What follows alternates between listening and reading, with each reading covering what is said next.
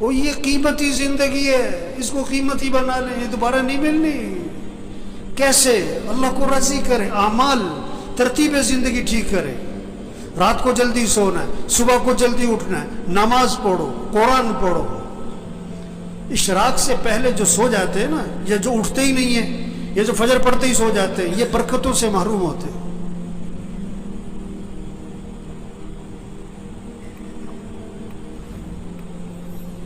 یہ جو بیٹھے ہوئے ہیں نا ابھی، ان میں سے اکثریت وہ ہے جو فجر میں نہیں ہوتی مسجد میں، ان کا بیٹا نہیں ہوتا ہے، ان کا داماد نہیں ہوتا ہے، اس نے انہوں نے رشتہ کرتے وقت یہ نہیں دیکھا کہ یہ نماز پڑھتا ہے کہ نہیں پڑھتا، انہوں نے دیکھا کہ یہ پیسہ کتنا کماتا ہے۔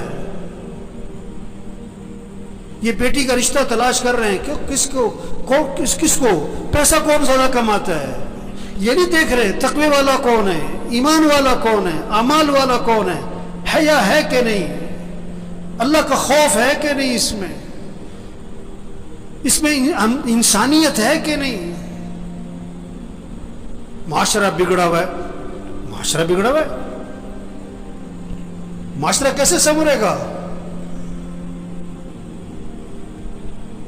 بھئی تم اپنے آپ کو ٹھیک کرو، تم اپنے آپ کو ٹھیک کرو، اپنے گھر کو ٹھیک کرو، اپنے بولنے کو ٹھیک کرو، اپنے سننے کو ٹھیک کرو، اپنے دیکھنے کو ٹھیک کرو، اپنی کمائی کو ٹھیک کرو، اپنے خرچ کو ٹھیک کرو، اپنے گھر کے نظام کو ٹھیک کرو، معاشرہ سنورنا شروع ہو جائے گا۔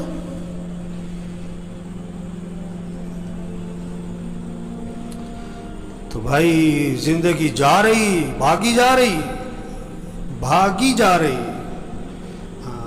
ہم جتنے بیٹھے ہوئے، ہم سب کے بارے میں ایک دن یہ کہا جائے گا فوت ہو گئے۔ کیا ہو گئے؟ اور سننے والا پتہ کیا کہے گا؟ انا للہ و انا الیہ راجعون، اور فوراً پوچھے گا جنازہ کب ہے، جنازہ کب ہے، کہ جی زور میں ہے۔ اچھا جنازہ پڑھا، وہ گئے۔ اکثر جنازہ پڑھ کے گھروں کو کچھ جو بہت قریبی ہیں دفنا کے، اور دفنا کے گھر میں آتے ہیں، اور پتہ کیا ہوتا ہے؟ روٹی لاؤ، بوٹی لاؤ، گرم گرم، 2 4 5 6 دن تذکرے ختم۔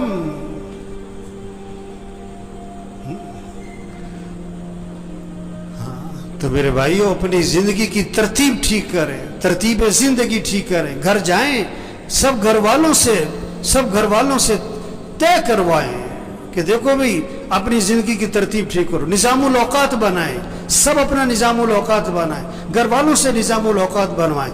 کاپی پینسل لو، ہر بچے کے ہاتھ میں